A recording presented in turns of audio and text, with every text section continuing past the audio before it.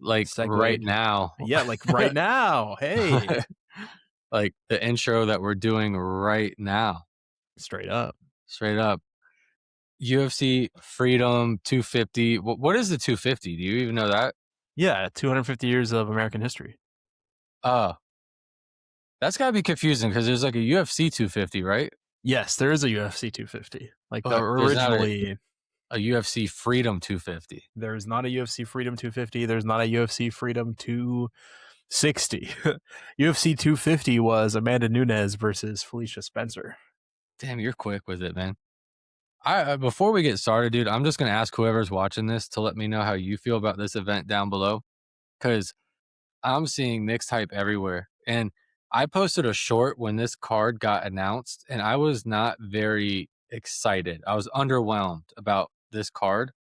I don't think it's a bad card. I don't think the fights are gonna suck. I just was like, I had way more expectations, like higher expectations for like fights that the viewers have been asking for forever. But as it's gone along, man, there's so many things with this fight card that has been wild. Between Sean Strickland getting banned from the event, um, I'm hearing there's a bunch of bugs. There's a bug issue. And I don't know if you've seen the clip of Mike Chandler training and there's just mosquitoes all over him. He's like, I'm getting ready for UFC 250. No, I have not seen that. That's hilarious, though. And you got like, this is awesome, but Josh Hokit gets thrown on the event card. Justin Gaethje and Sean Strickland going back and forth online. It's just like the publicity behind this event. I think it's outside. The weather is supposed to be like, one day they were saying the weather is going to be 96 degrees. Then they're saying it's going to be 76 degrees and muggy and cloudy with possibility of rain showers. Like, Yeah, I remember that was a headline maybe like a week or two ago that potentially the rain would happen during the fight. But I remember there was like I want to say it was Dana was like, yeah, if it rains, we're still fighting. So so where are we at with this event, chat? Like, like, you know what I mean? What I want to know what people are like thinking about this event and where their brains are. But we're gonna do our job and try to guess how it's gonna go down, at least fight wise. But yeah, it's I kind of view it like we were talking off before we started. I kind of view this as more of like a like kind of like the Mexico card. yeah, Like, it's a show, right? And then especially with it being under the WWE umbrella, right? This is all about promoting a brand and getting eyes on the brand and selling the UFC, not the fighters. yeah, man. And I guess I'll go there. We'll go there. I'm in the mood. I don't like sports and politics mixing, and I don't see a way around it when you're throwing an event at the White House. 100%. Whether no matter what side you root on, it's like when we were watching the NFL, I remember the days where it was just like watching the NFL, or when you're watching freaking NBA. There's no one's talking about who tweeted what, and it was like you're watching the NBA. And now it's like we're literally doing a UFC fight on the White House. And there's a side that could be that's badass. Like these fighters got to fight at the White House. And then there's a side like, is this breaking the barrier for politics and sports? Like, is this a good thing longevity wise? You know what I mean?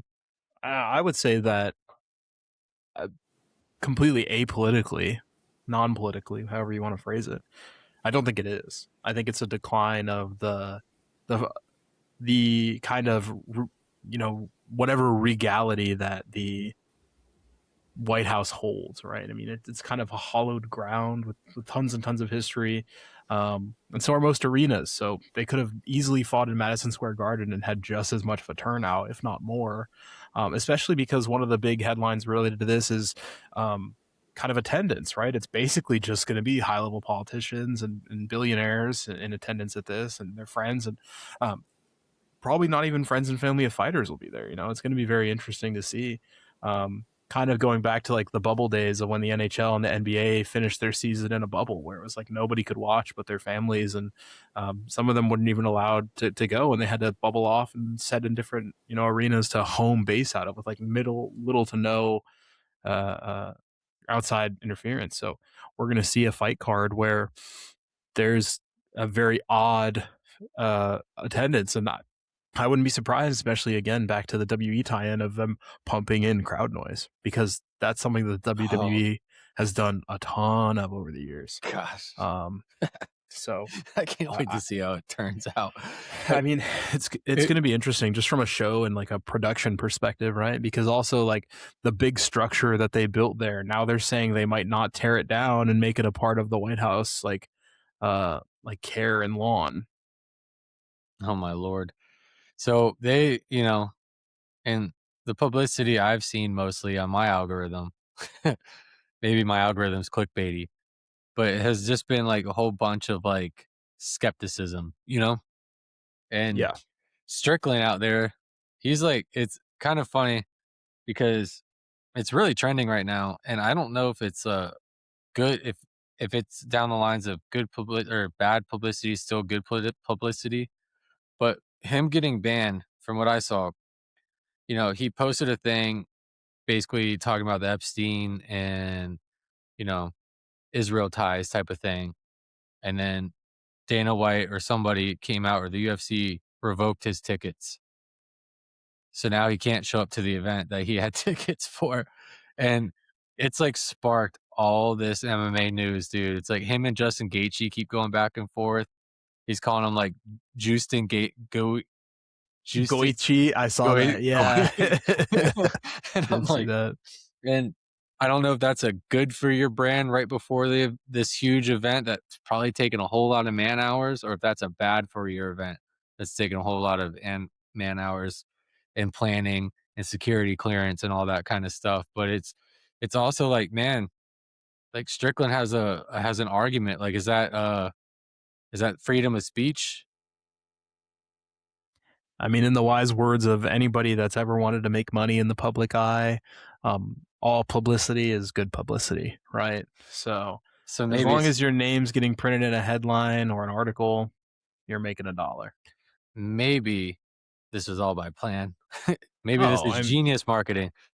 it's kayfabe again, back to the WWE tie-in, right? It's the Undertaker and Kane scene hanging out outside of a fight. You know what I mean? Like it's that kind of stuff. Him and Dana are having meetings, drinking Yeah, Bud Lights. exactly. Right. For sure. For sure. So, They're um, knocking back a couple Bud Lights in the back, and they're just yeah, I planning mean, their and now, next. yeah, and you're gonna see now a DraftKings ad on the White House lawn. Yeah, right. Crazy, absolutely crazy. So, without further ado, we've kept them waiting. Now that we got We've the kept them waiting. controversy out, most of it out of our systems. Let's this first one, man. Diego Lopes versus Steve Garcia. Um, we're gonna be honest. I don't know much about Steve Garcia. We don't want to blow smoke, right? That as Yeah, you put it. we were both talking about this.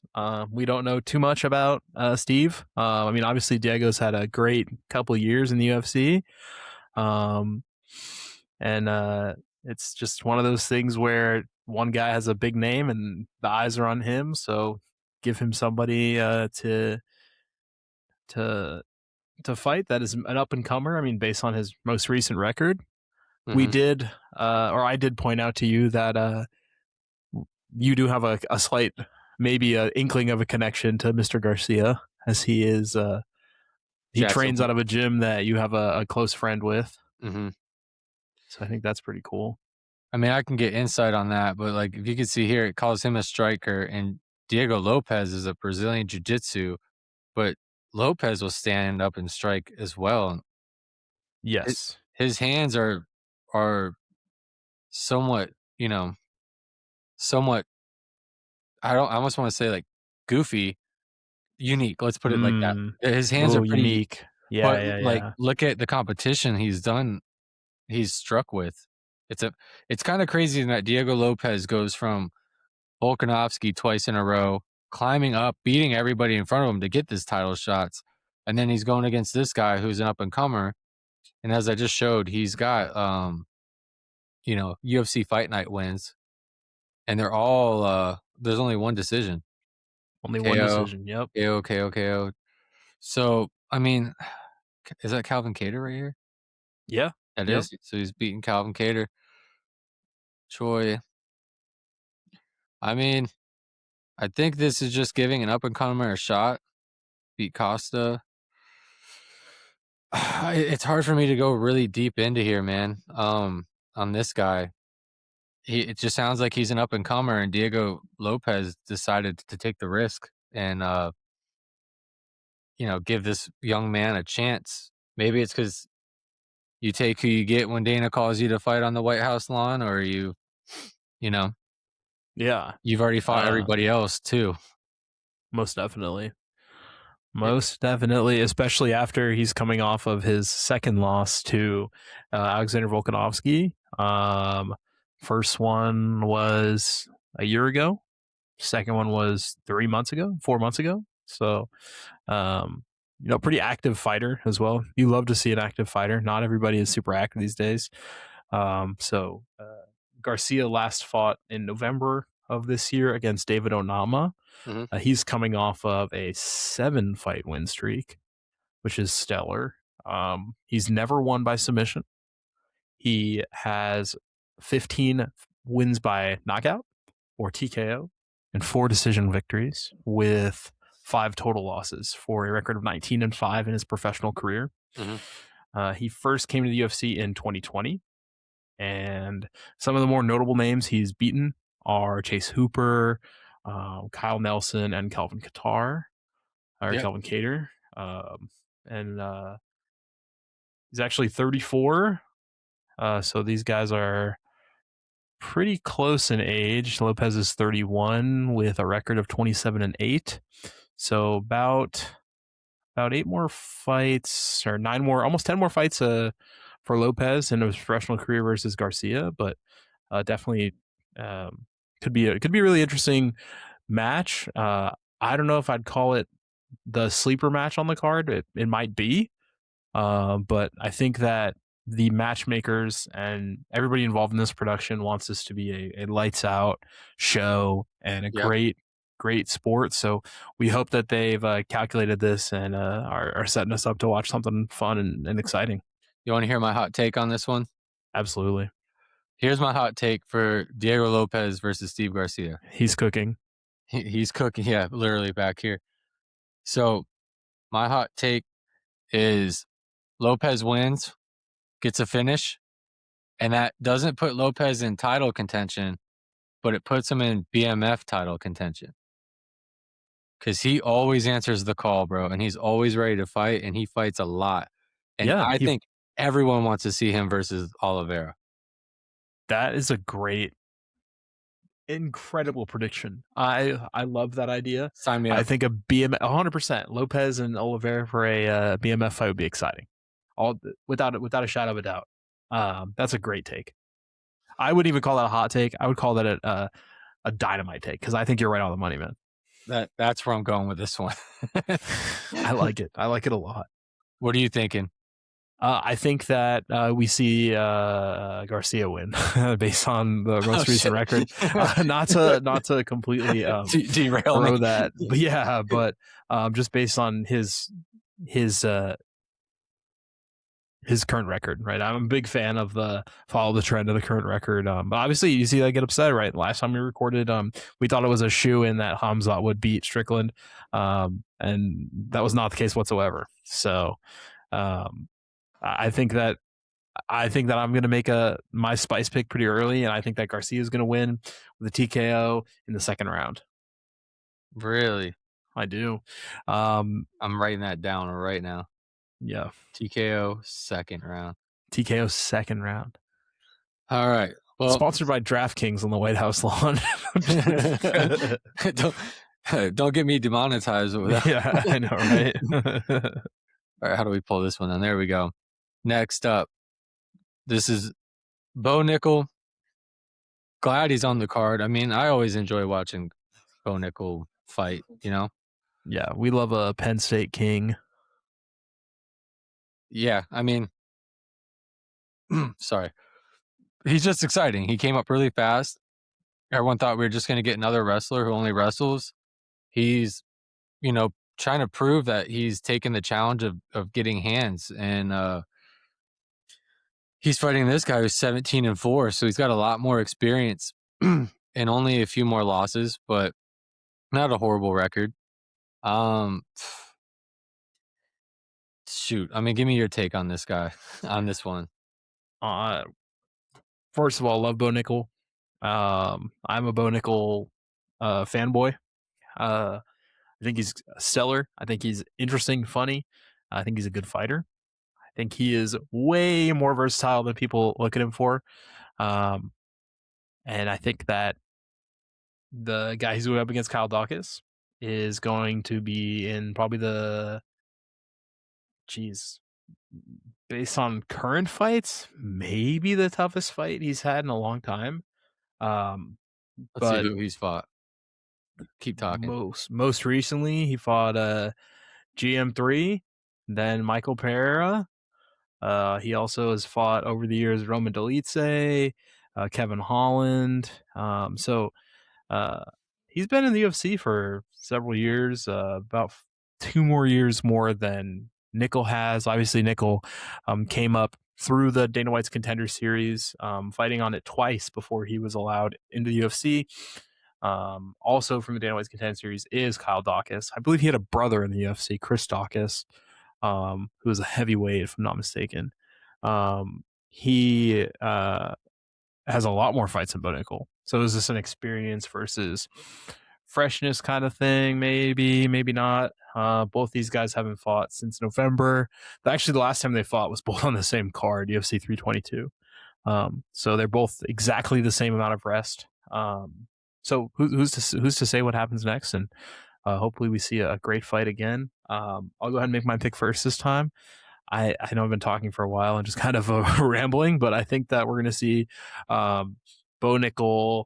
I think this one goes to a submission, if I had to guess, but I'm also thinking decision. I'm gonna lock in a decision victory for Kyle Daukaus. Three Really? rounds to two. You just switched up Or on me, sorry, bro. 2 rounds to 1.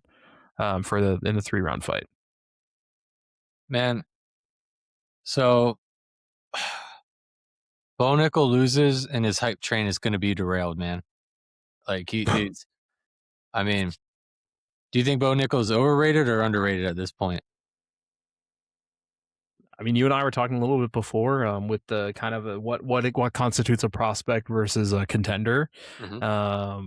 I mean, his last few fights were against stars, or at least people, some folks that people would consider stars. His only loss as a professional is to RDR, Yep. who is super underrated. If you Yep. want to talk about underrated, and then he came back and had a dominant victory against Rodolfo Vieira, and I don't think you can look at Nickal and say he's underrated anymore. I think he's perfectly rated. I think he gets a lot of hype, but I think it's just because the pedigree that he has, being a Penn State multi-time champion, being a pedigreed wrestler, in the especially in the American sports sphere, that college wrestling gets a lot more viewers than people realize. Yeah. I think so. Here's my take. I think Bo Nickal is going to figure it out. I would say either decision. I like the idea of submission, of him adding a submission to his record, but I see either it being a decision or a TKO, but most likely a decision. Yeah, I think we're both in agreement on this being a decision for sure. I know Bo Nickal is going to want to push it, especially being on the White House, and I think these guys. I think that's the whole point. Is I think a lot of these fights, they pick people who they know will scrap because 100%. I mean, you look down the line, Diego Lopes is going to scrap. Bo Nickal is going to push himself. He pushes the pace in every fight. Michael Chandler, Josh Hokit, Sean O'Malley, Alex Pereira, Ilia Topuria. Like these are all big names that push. Like you don't watch boring fights with them. They're always swinging. They're always trying to end and get finishes. Um, I just kind of think this might be the one that goes to decision. I think that the skill levels, the experience compared to Bo Nickal's athleticism and grind, I think it might give this guy a long enough, to last the whole fight. But I think I'm going to say it's going to be a decision. If Bo Nickal wins this, he has to be careful through the fight, for him to win this fight, he has to be careful of ending up in bottom position, even as a wrestler. That's what I'm worried about. Because when you look at the Kyle Daukaus' record, his 3 most recent submissions are all Bravo choke, which can catch you off guard, especially as a wrestler, right? You're coming up for that single leg, Yep. and now you're caught with an arm in, you know, guillotine or something along those lines, and ending up in that Bravo choke category. So, And it can translate really well to other chokes, especially when the wrestler is really head forward. Uh, the Bravo choke maybe could be a setup for another choke, or you go the 4 horsemen, yep, Anaconda, sorry, Anaconda, Darce, ninja guillotine. Yep, you just keep kind of moving them stuff. until. So if I'm sure Nickal's got a strong neck, and I'm sure he's well aware of keeping his head up and in the middle. I'm sure, but like you said, that is a threat because being a aggressive wrestler, a lot of times you're just comfortable with your neck getting played with. Yep. So I do see that being I'm glad you brought that up because I do see that being a legitimate risk. Now to Nickal's name, he's not lost to a submission in his professional career. So his only losses to that TKO, which was, I mean, just the sharpest knees you've Yeah, seen. And that was an awesome fight. RDR looked like a manslaughter. he had a good night. He had a great night. Let's move on to let's move on to Ruffy and Michael Chandler. Oh Now, yeah, this one could be good. The only thing I'm worried about is I think Mauricio Ruffy. I want this guy to fight Conor McGregor. That's my hot take on this one, dude. I okay, like. Hold up. I like it. Let's pump the brakes. I want this guy. Like everyone's talking about Conor coming back. I think this would be the perfect guy for Conor to come back to because this dude is like got such a similar fighting style, is a freaking Yeah. dog, and has really good stand up. And he's right there in the range right now where I think it would be fair to put Conor against because I don't think at this point you give Conor a championship fight, you know what I mean, right off the rip. No, But of course not. you give him a guy like right here who's kind of climbing but shows a lot of skill, and Yeah. I just think that that would be a cool fight to watch. Sorry, that was my hot take on this one. Hey, you're full of them tonight, man, and I love it. I I love the hot take. Uh, but my hot take before we even look at records or anything, just because Let's go. I want to share the hot takes. I think Chandler breaks his slump. I think he comes out here and absolutely kills this guy.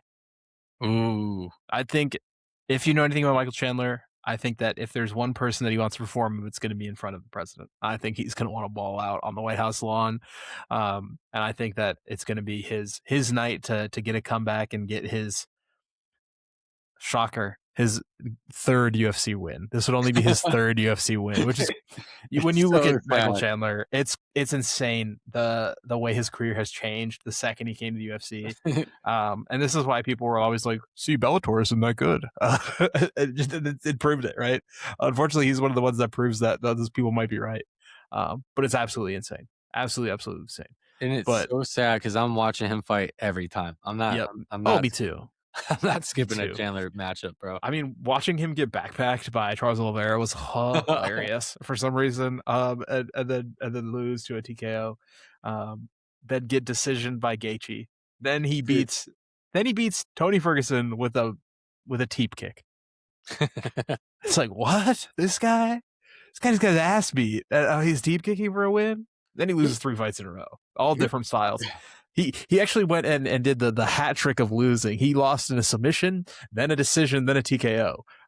So he's really had a roller coaster of a UFC journey. And I think that we're not going to see anything different. He I I think in to your point too with this fight, him versus Rufi, I think Rufi's gonna do a really good job at keeping Chandler on the outside. I Yep. think he's gonna have that range. Yeah, I'm looking right here. Sorry, it's on the screen. 75 inches to 71.5 inches. Holy crap, Chandler's 40 years old? Yes. Word, I hope I look like that at 40. My lord. Hope I'm in that type of shape. But Make sure you get on test. yeah, I'll find a guy by then. But that I think Ruffy's like a very technical and very smart striker. So I think he's going to do a really good job at keeping Chandler on the outside. And I think this might be a master class from Ruffy on distance control, being where you want to be. Chandler's going to have to push the pace extra hard and be very crafty, which, as we see with his stance, he's got that kind of wide wrestling stance where he kind of skips back and forth and does like a little hop back and forth, which is great. It kind of reminds me of like Dillashaw. TJ Dillashaw had like a Ooh, yeah. similar type of setup to him, but he's gonna have to be really good at drawing Ruffy in and then following those punches in and getting inside, which we've seen he's willing to take a punch or two to get in there and bang, you know? It's just I'm just scared that this guy's got power to put him down. I've I mean, it seems like Chandler gets clipped almost every fight and you're like, "Ooh, the fight's over," and then he somehow just freaking gladiators his way back in, which is awesome. But I worry because this guy Ruffy is just he's so good. I He's think super good. He's so good, and he's coming out of one of those exciting new like stables. Honestly, right? Back yep. to wrestling analogies, it's the stable of the fighting nerds, um, who've all been really exciting fighters to watch. And I think Rufi is exactly one of those guys. But I'm gonna stick by my hot take. I'm gonna stick by my insane pick of Chandler getting his third UFC victory, and forcing an upset on Rufi. Now, the non-hot take side of me does not want that to happen because I would like to see Rufi get a title shot. Mhm. I think this is a way to do it. I know Chandler might not be the contender to do this against, but I think that this would show him as somebody that can fight um, for fun as much as he can fight for victory. If Chandler wins, does this give him a career revival? I don't Does think this so. I does think this this is a change his career at all? retirement.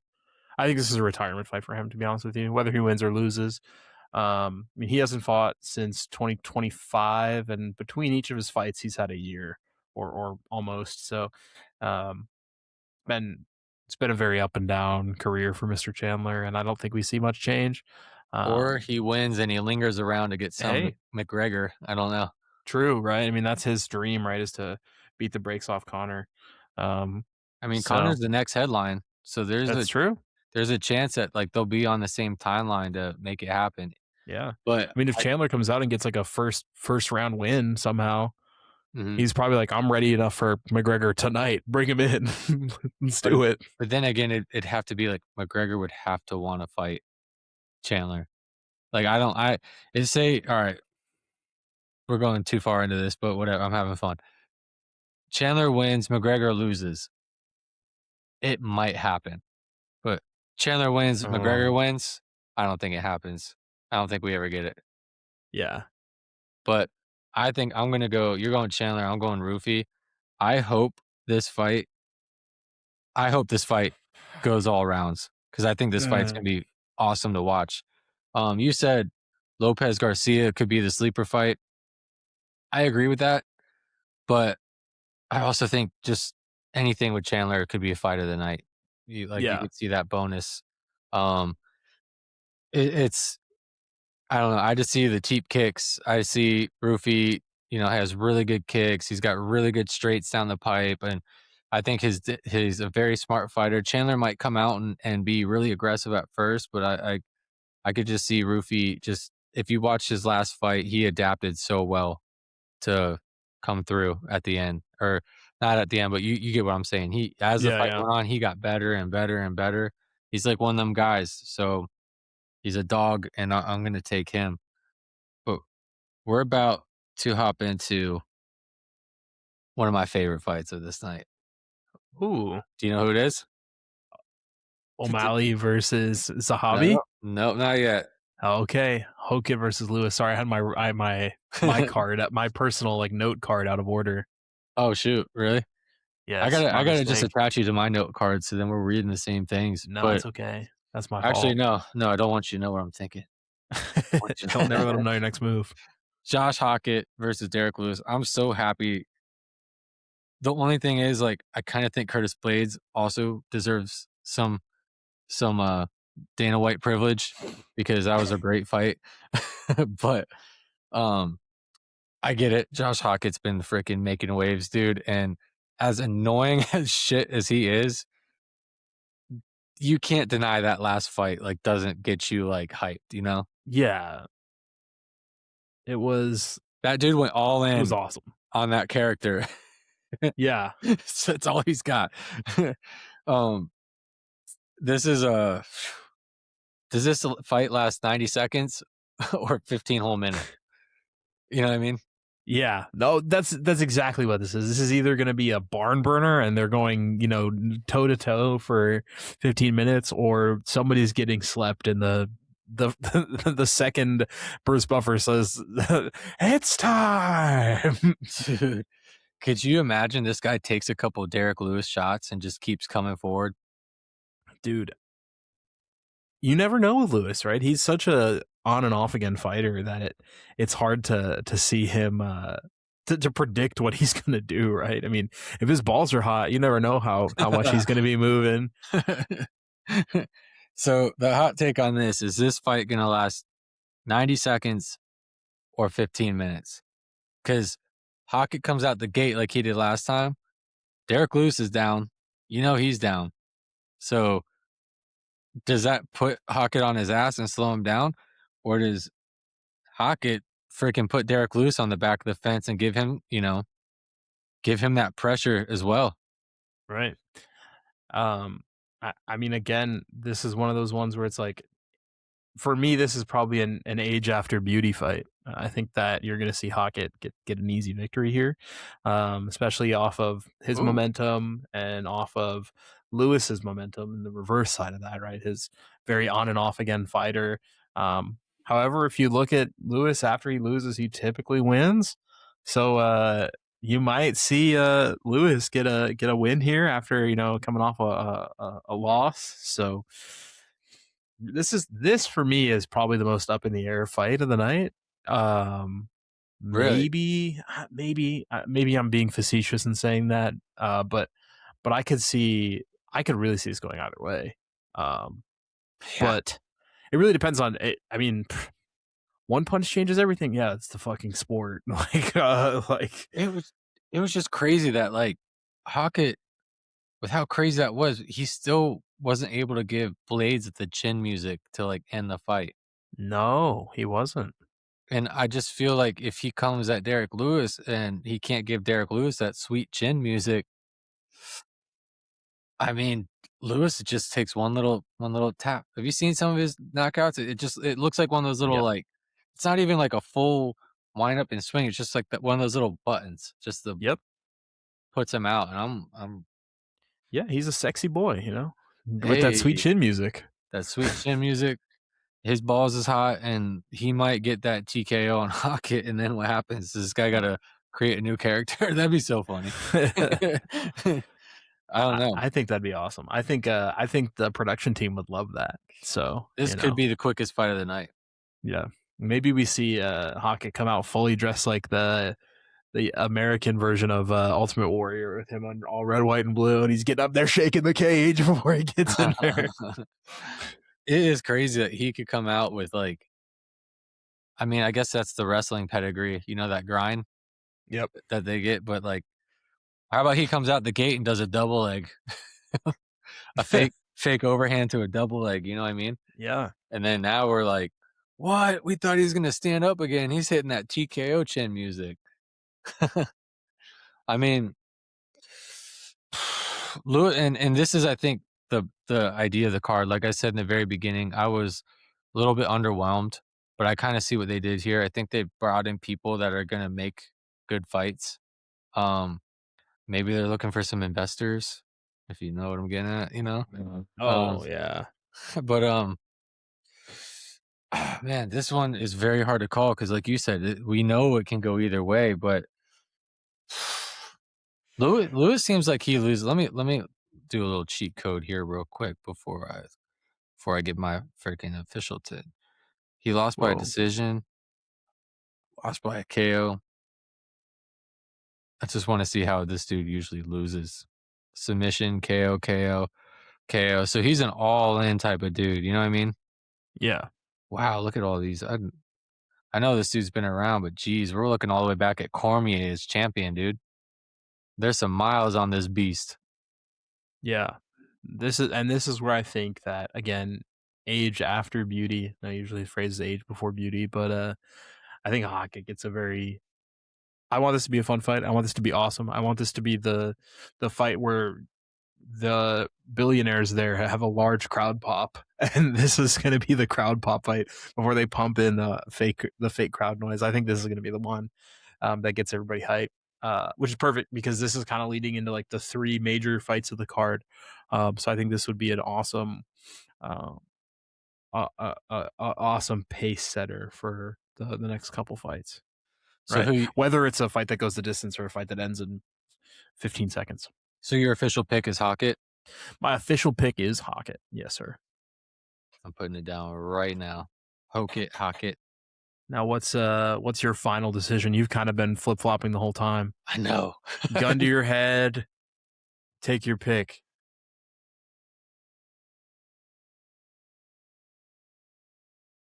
I've been like going against you this whole card. If you haven't noticed, I've been I picking know. the opposite the whole card, man. And this one is like a coin flip to me because, like I said, Curtis Blades and Josh, that was an awesome fight, but it's crazy that neither one put each other out.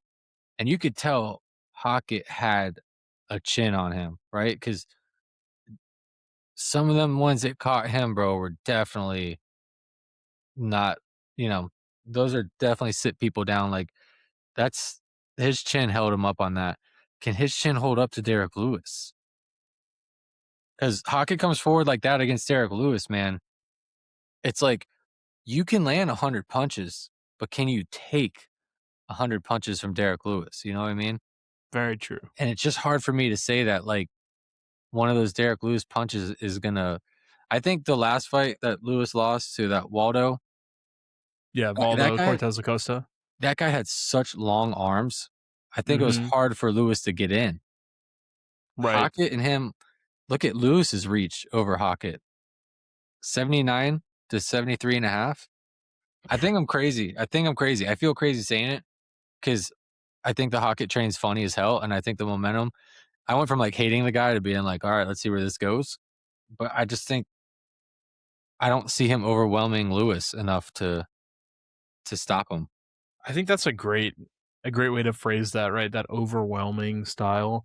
Kind of like I don't know how much of MMA YouTube you watch, but like if you know who Winged C is, with Demetrius Johnson, do you know who Winged C is? I've heard of him. I've His I've heard the style is buzz. just he's just kind of like goofy, right? He goes into the ring and he's spinning, he's spamming spinning shit and spamming like long distance strikes just to make it more exciting. But he wins because he's just overwhelming his opponent, right? They literally can't tell what he's moving.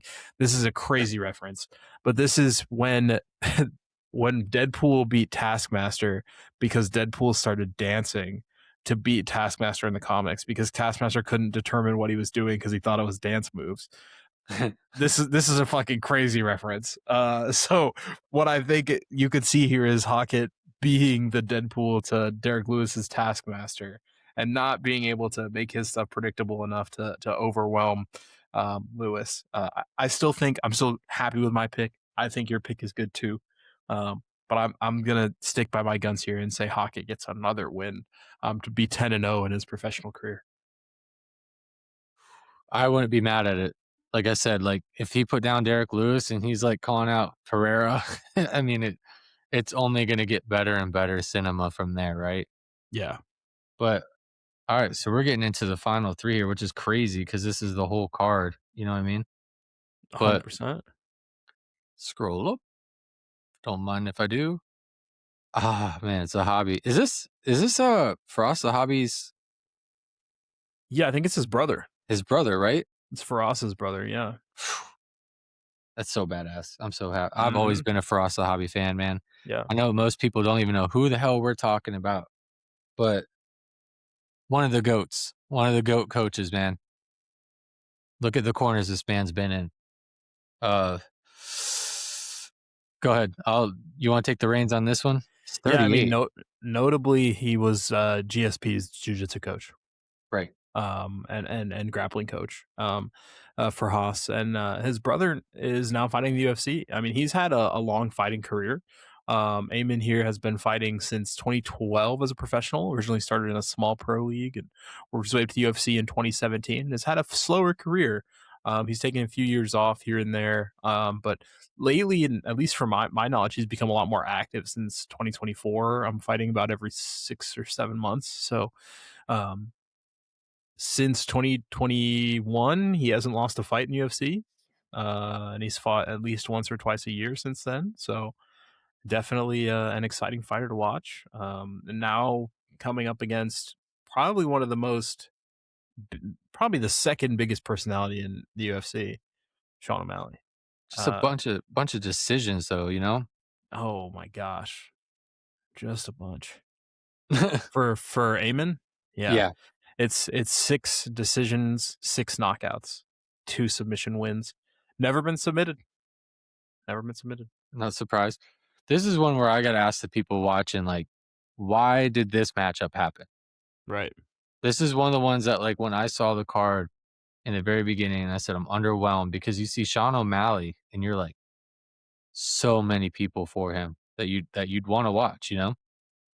I would even watch him versus, Marlon again, you know what I mean? Or Cheeto Vera, Right. Right. and it's like, where did this come from? I mean, what did Sean do to piss everybody off? I mean, he's lost, but man, he's lost against Marab. I don't know. I mean, his last fight, who did he fight last? Song Yadong. That's who it was. I don't know what's up with this matchup. I wanna know what people think about it. I feel like it's only Sean can lose.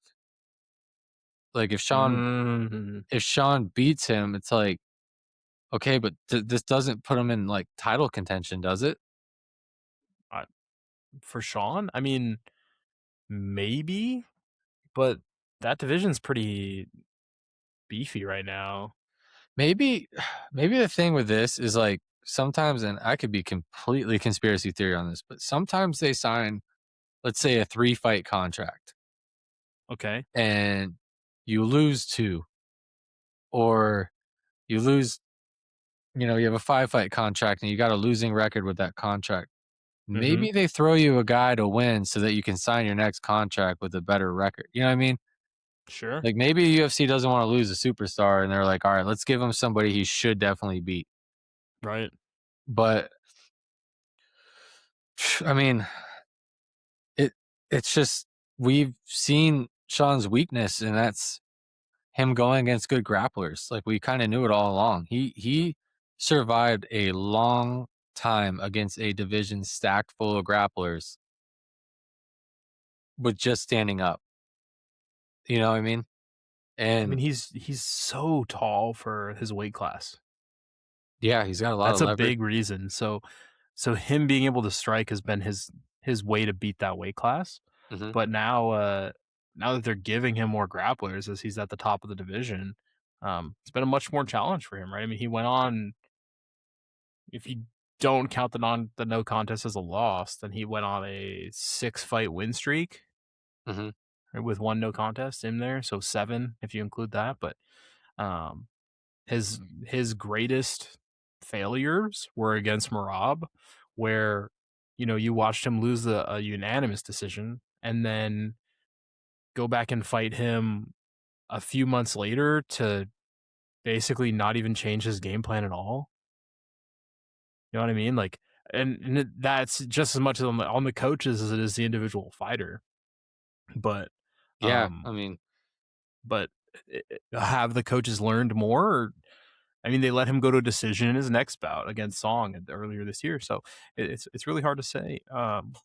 O'Malley is somebody that can do very well, but is has his coach's personality, and his coach is another person that's always in the eye, right? He always wants to be in the public eye just as much as Sean has.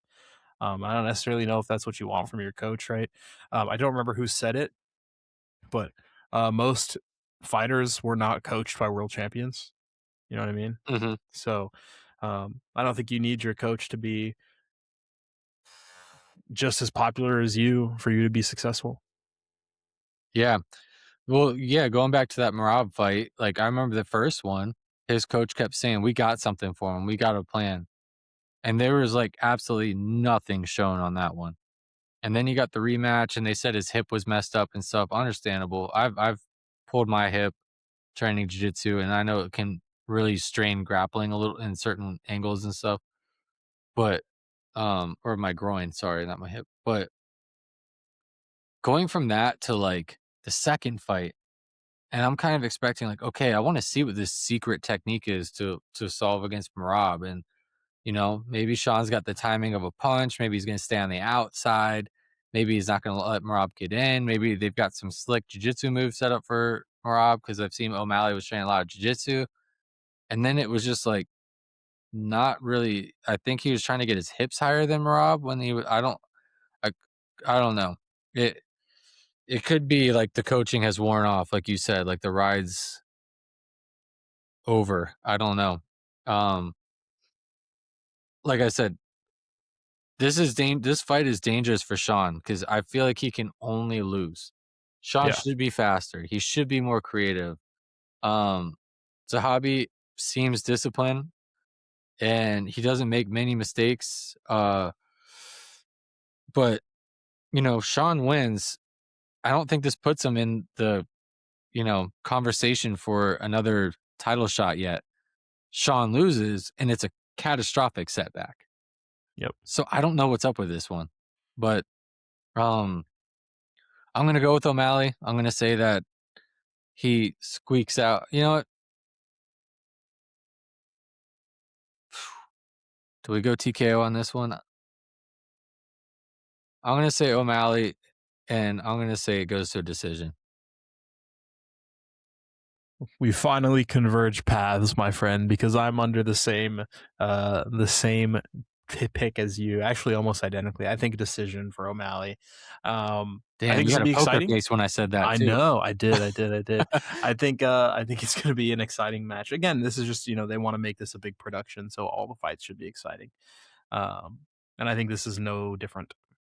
No So different. so O'Malley for sure, right? O'Malley for sure. Decision.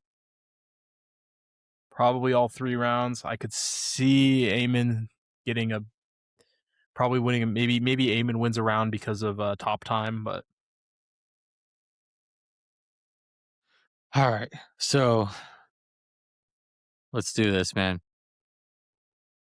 This is one of the ones I was disappointed about. And I've coped. Here's my hot coped. take. I've coped. I've made it in my head to where I'm excited about this fight. And you want to know what it is? What's that?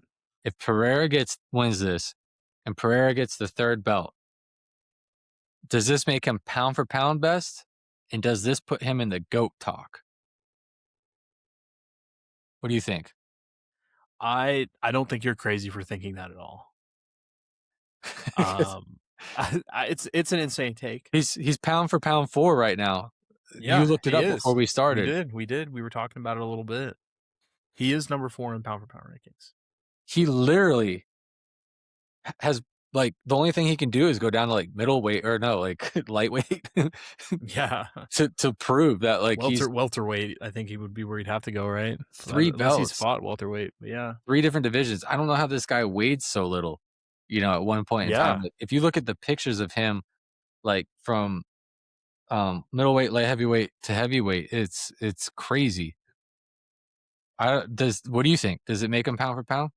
I, I think it definitely makes the people that with the powers that be that choose what pound for pound really think about it, because it's hard to argue, right? I mean, what is pound for pound if not being able to compete at different divisions, right? Right. In theory, pound for pound is just at your strength level, are you the strongest person? Blah blah blah.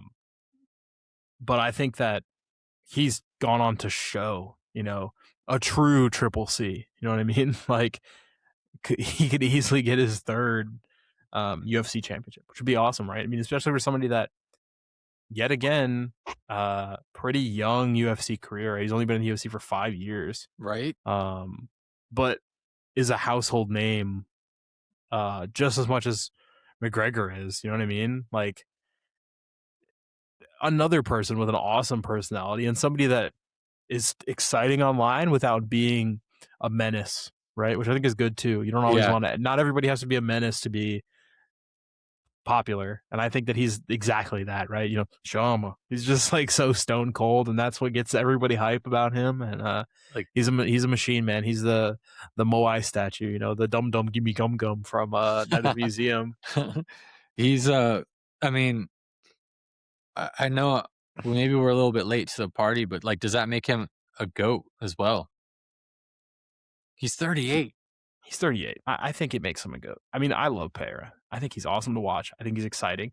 I think one of the things that we were talking about is uh, he doesn't necessarily change his style, right? I mean, so nobody's really come out and solved Pereira. I mean, even Izzy, who fought him 6 dozen times, it seemed, they win traded. You know what I mean? Like Mhm.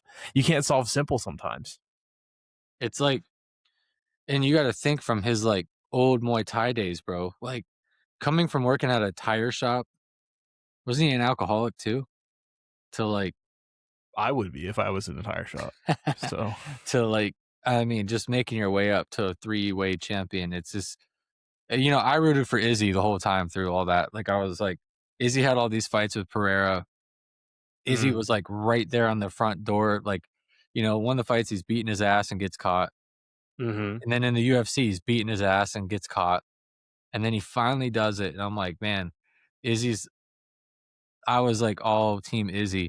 But then I slowly just became like the Chama fan, the Alex Pereira. It's not like I didn't like watching him, but like I was such like I wanted Izzy to have that, you know. And the speech he gave afterwards, I'm like, oh my goodness, like I wish you could feel like this. You right there at home. That is such a great speech. You got to look that up someday when you're just like, I'm feeling down at work and I got to do something for myself. Look up Izzy when he beat Pereira. But a anyway, I'm going off on a tangent here. It's because I don't wanna talk about the plot armor Ciryl Gane, to be honest. Dude, Yeah, like, this dude's, like, gets a fight for the title every other week, and it and it's just, like, the funniest plot armor run I've ever seen. Um, I was hoping for Pereira versus John Jones, that's how high my expectations were for this card, right. 'cause there's a lot of people Pereira could fight, and you'd be like, Pereira versus Ngannou. That's we want that. Pereira versus John Jones. We want Pereira that. versus Aspinall. Aspinall. We want that. And somehow we got plot armor Ciryl gone. And I hope I'm not gonna eat my words right now because I mean, what else can I say? I just think Pereira is gonna win by knockout. I again agree. We're finally agreeing I knew after it. some crazy picks. I knew we'd come Um around. Fun fact, some reason I just never liked Gon. Never liked him. And I don't know why. Probably because I watched him beat uh Rosenstruck, Volkov, and Lewis back to back to back. And I like all of those guys. So it's like you can't I don't know. It was like they villainized him, right? It was like he was a heel fighting all of your favorite like fighters and winning. And winning and winning and winning and winning and winning um decisively, right? By decision and then by a TKO. Um, so he's a great fighter, and obviously he is, like you said, his plot armor or his Dana White privilege of getting all these title fights all the time. Um, but Denotes the going up title. against the Shama, the man of steel, Alex Pereira, Dude, I hope to God that Pereira wins this. I hope that it puts him pound for pound, and I hope that he goes on to fight Tom Aspinall and win the heavyweight championship belt. Um, but I also love Aspinall, so I hate to say that, but I love Pereira more than I love Aspinall. I mean, is Aspinall coming back? I don't know. I thought I heard rumbles that he's like there's not really sure what's going on, or he's not Yeah, I know. cleared or something.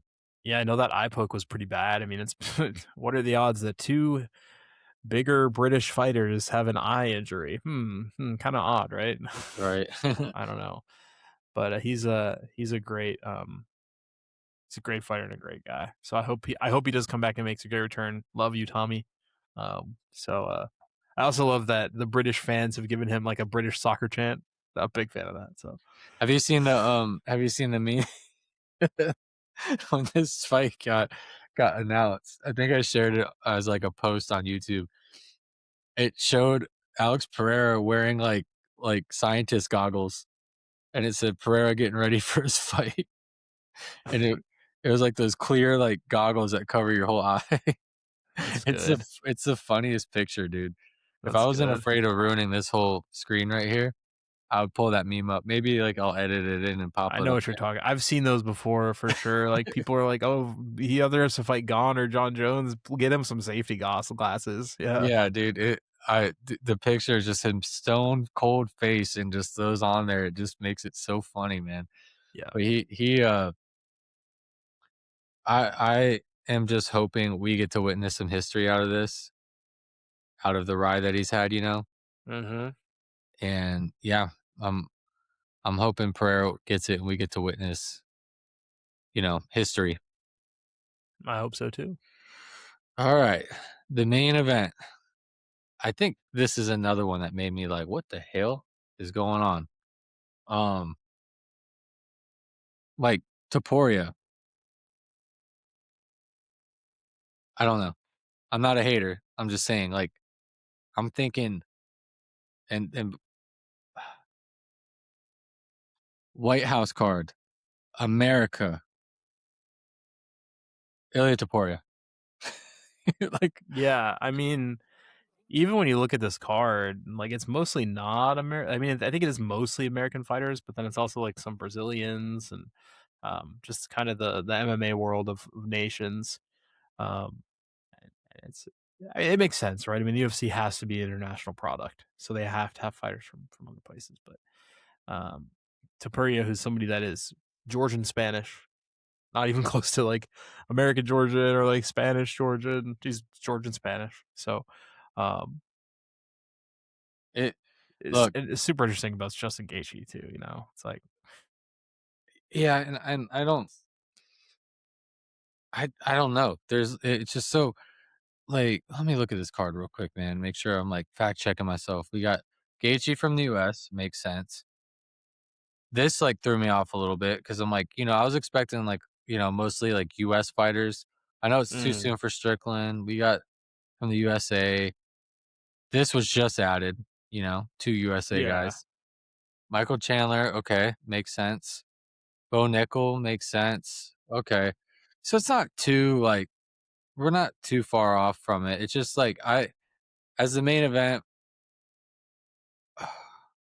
picture in picture mode closed. it looks fine to me. Nothing changed for me. Okay, cool. So um I'll keep going.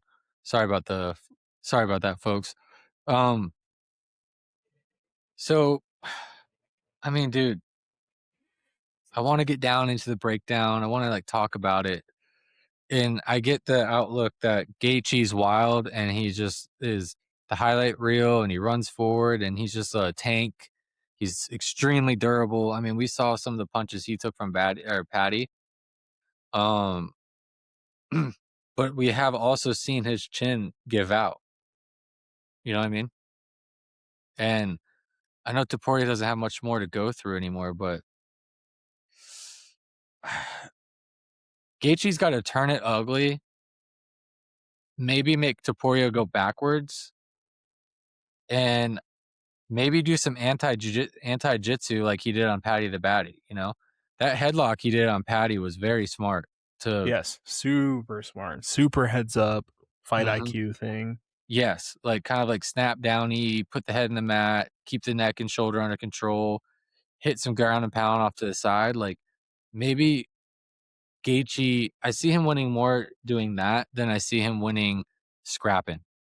Right. Because Topuria's just got that button, bro, and he's heavier now, and he looks more jacked.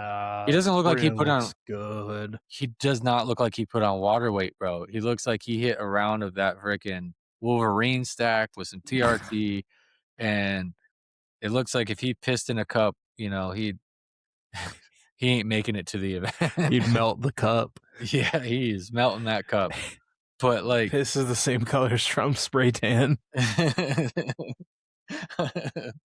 there you go, man. um, dude, it's just I see Topuria getting derailed one day. I as much as I like the undefeated thing, I feel like it's going to be like a Kamaru Usman type deal. Like it's Mm. going to be that random guy that comes in and just, you know, Leon Edwards got that random thing that shut Usman down, and then they did the rematch, and Leon Edwards adjusted and got him. And I kind of see, for whatever reason, I see that as Topuria's like I think your heads on again. Like, um, Topuria is so technical for like he's someone so like good. Gaethje. I feel like he's counting on the scrap, you know? Yeah, yeah. Um, I'm not exactly sure of what Topuria's training is, or like you were saying, his physique, right? But he is a designed person to be the best fighter in the world. Yes. Yes. Like 100%. Like I mean, not to dick ride him a little bit. He's handsome, he's strong, and he's good at fighting. It's like, what the fuck? Like, how can you beat this man? And he has great fight IQ, right? He'll change the fight throughout the fight And to the other make different moves. I mean, he has a pretty even split, and he doesn't go to decision. He's only gone to decision twice, and he goes to decision against guys that are kind of random, right? Decision against like a early fighter when his first UFC fight, he went to decision, yeah, and then he went to decision against Josh Emmett, who has just been one of those guys that just can kind of come in there and completely throw people for a loop. So not that surprising. But that went but to decision? yeah, Josh Emmett Topuria went to decision. Damn, But that's a every other Topuria fight has been a KO or a submission.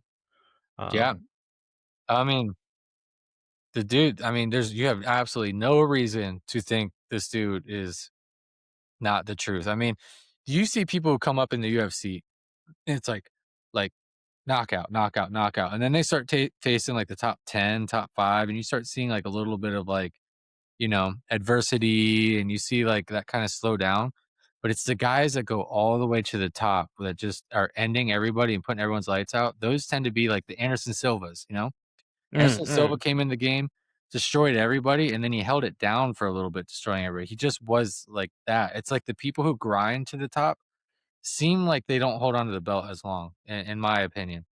yeah, John Jones, like, dominated everybody, held down the top being dominant. And Topuria is, in my book, is on that level. And I think most people also agree that Topuria is probably going to get the knockout here. Um, yeah. I and also my hot take on this, if I'm going to hot take them all, I kind of like this new exercise, but my hot take on this is so Justin Gaethje's online arguing with Sean Strickland, tweeting and doing all this stuff.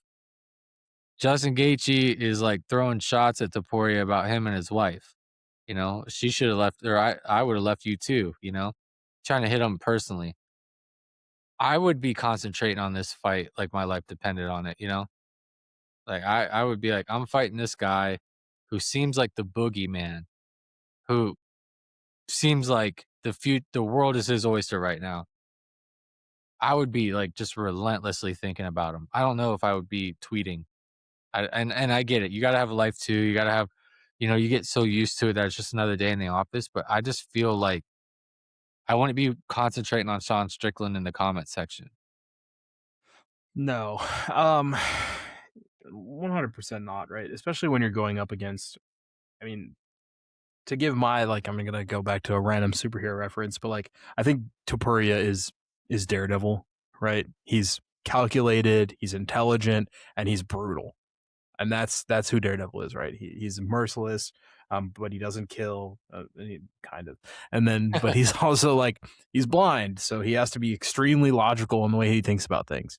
Where you have Gaethje, who's maybe more like the Punisher, right? Who's very loose cannon, very I'm doing this way, whether you like it or not. Yeah. And that's kind of how I see this being is Daredevil versus Punisher, or to credit Topuria's MMA brain, maybe I'll call him Taskmaster, like I said earlier about um, the Hokit versus Lewis fight.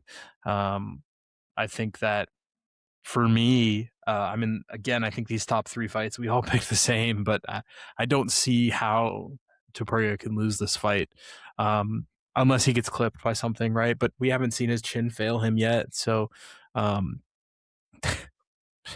hard to say that you would see Gaethje get a big win here. I I would doubt that. I wonder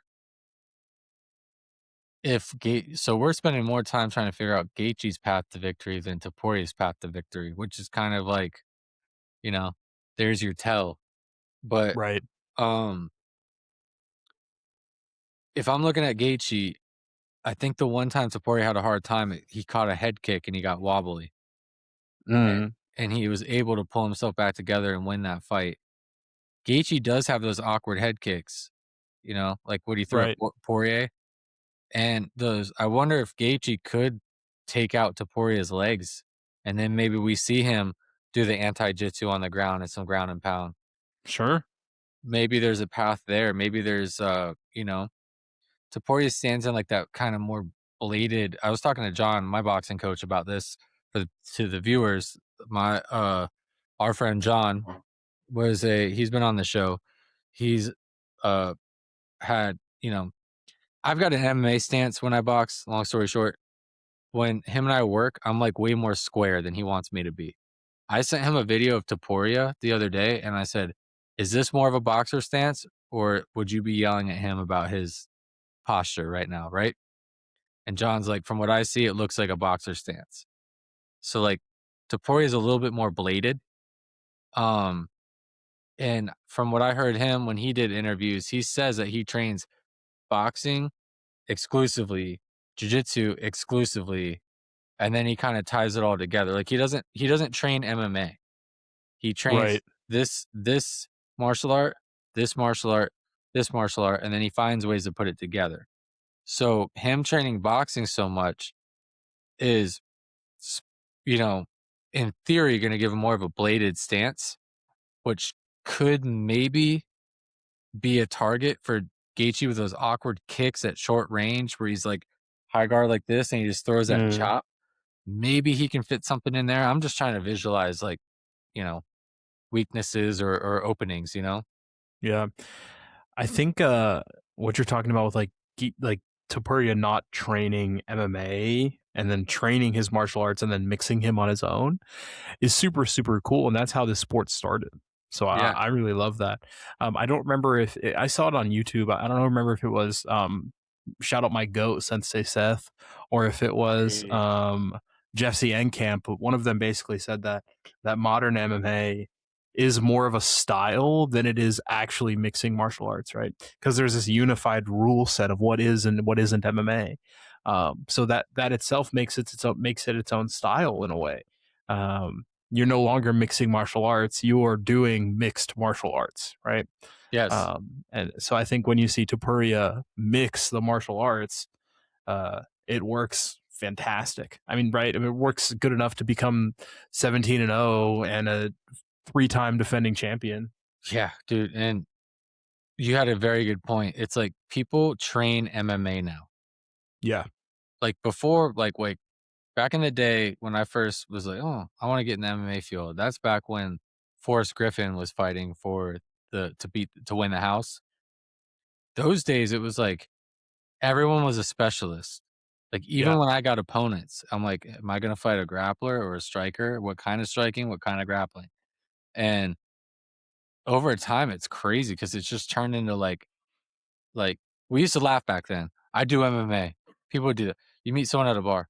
Yeah, man, I do MMA. It's like, oh, you do MMA. Okay. And it was like, that's how you know this guy knows nothing.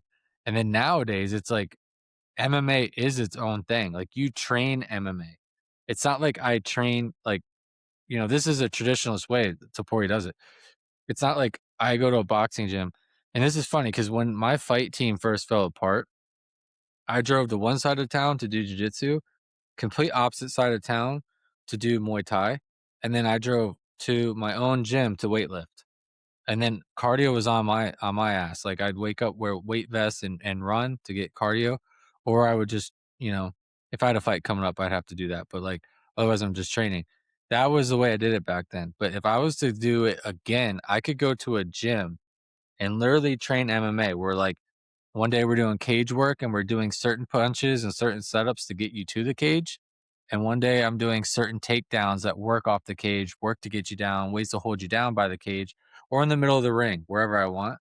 It's like it's all those little tiny skills that you don't think about. Certain submissions won't really work as well in an MMA fight.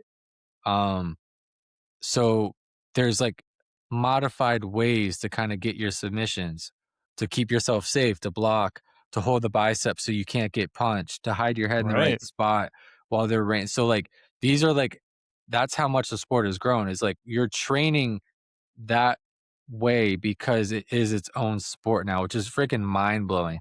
So it is kind of really cool to see the traditional way. It's like he goes and does boxing to get his hands crispy.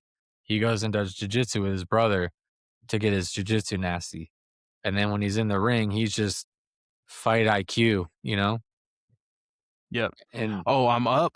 I'm boxing. I'm using my boxing knowledge. Oh, I'm down. I'm using my jujitsu knowledge. He's not going, oh, let me stand up and force them into the takedown. right. It's he's playing for Or himself, or not I'm for what to be expected. or I'm boxing and this is how I deal with kicks when I'm boxing. Or I'm Yeah, boxing and this is how I deal with takedowns. It's like we had I don't know if you remember Henry. Do you remember Henry? He does he does bare knuckle now. no, Black I don't. black dude, really good boxer that trained with us for a while. No, but I bet I would recognize when I saw him. Yeah, good friend of mine. He dude, I sparred him a couple of times, dude. Dude is a good boxer, right? A little bit behind me in as far as like the grappling game, right? He was like more newer to grappling than I was. Sure. But I sparred him one day and again, bladed stance, good boxer. This is the type of dude who would just sit in his room for hours and just jab and step, corner, step, corner. That guy was like the how hard I had to work to get his leg, and I only got it one time because his jab was so damn good. He was standing bladed, like his leg is forward. It wasn't very far from me. I'm not usually like if I really need to, it's like, okay, I'll take the jab or I'll duck back and follow the punch in to get that to get it. Hmm. His jab was like a it was like a rod, bro. It was like he was like hitting me with a pole. I couldn't if I ran into that jab in a shot, it was like whipping my neck back. It was Yeah. that good, and that's just my example of, like, using a traditional approach where a MMA coach might tell you to stand more square so that you can sprawl better and you can get a little bit more reach when you turn, um, but, because if you're standing bladed and a kick comes that happened to me one time too. I got dropped because I ate a kick because I was just like a billboard, but I'm just sharing this story because I'm explaining how amazing it is and how cool it is. It's like, Topuria probably has his own little tricks like that. Like if I keep my jab strong and crispy, that shot's not going to come in. And if it does, I'm going to throw this behind it to stop the rather than, you know, being a tradition, Right. being the new wave type of thing. And, that's my rant. No, I look, that was awesome to listen to, man. I love the kind of insight that we can provide with my limited fighting experience, so then your more experienced fighting history. So I love You but you got love us enough, you talking. understand, man, and you're in Right. and out of the gyms all the time. You might not get to, like, spar hard rounds these days because work and life and stuff, but all your friends are fighters and you're always in the gyms and you're watching, like, you understand the sport. It's not like Yeah. and you know how to throw a kick and punch. I've seen you I've seen you in the gym when you were telling me stuff. I was like, "What? Jackson's got a that's his stance is legit. He's balanced. He knows what he's doing." You just Yeah. you just Thank you. Thank you. you Thank just probably you. haven't had, like, 10 MMA fights under your skin, have you? No, No, no, see? I've this many. This So many. you're on the good Um, side. You don't have CTE, but you got the IQ. yeah, exactly. You get to Exactly. understand it. Um, to wrap this up, we've got so the last 3 are null and void, but everything before that, Do you have any? I mean, we've given hot takes throughout the whole thing, but do you have like a pick one fighter and tell me what the future beholds for him with a victory? Good question. One fighter, um, man, I know we picked against. I know I picked against him, and maybe I was just speaking out of the time, but I don't see this being something that holds Lopes back, even if he loses. I think that Lopes is going to continue to make a name for himself in this sport, being an active fighter, being fairly young in the scheme of the game. Right, he's only 31. I think that Lopes continues to be a problem in this division, and can be successful again. Um, and I think that's what we're going to see. I think That's 100% what we're going to see. I think if Hokit wins, there's only one choice. Who else do you feed that man? Pereira? Is that what you're saying right now? You're saying Hokit versus Pereira? No, gone. I'm just Gone. kidding. I'm just kidding. No, there's a bunch of people he could fight, but it would be super interesting for this guy to like come out of nowhere and just like you beat Derrick Lewis. You know, there if Dana decides to put another hard hitter, it's gonna be Pereira. If Yeah. if what's his name? Dana decides like, okay, he's earned his keep. I mean, I don't know who else you give him other than Ciryl Gane for the title. I'm just kidding.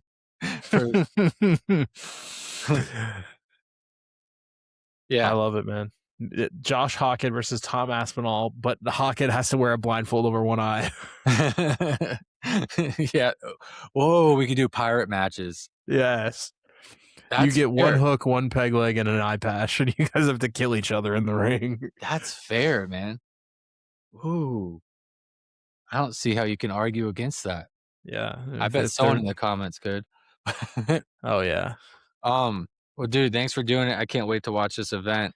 I think it's going to be a shit show. I think it's going to be awesome at the same time. I'm debating on maybe doing it on YouTube Live if it lets me. Like, just do like a watch party where I can't stream it, but I can watch it and talk to people and react and give insights, and we can discuss. I think it'd be super fun with people in there to talk about like what we're seeing and where we see the fight going and stuff. Experts, newbies, whatever.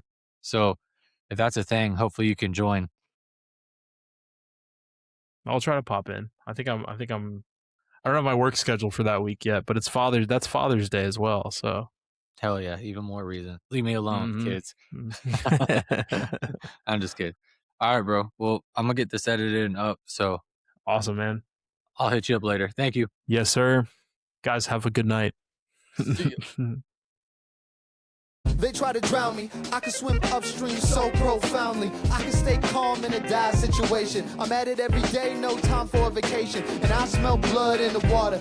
Everything I do, yeah, I do it for my daughters. Now I'm gonna shut your lips. It's time for a brand new episode of what? We talking jit, say what? We talking jit, say what? We talking jit, say what?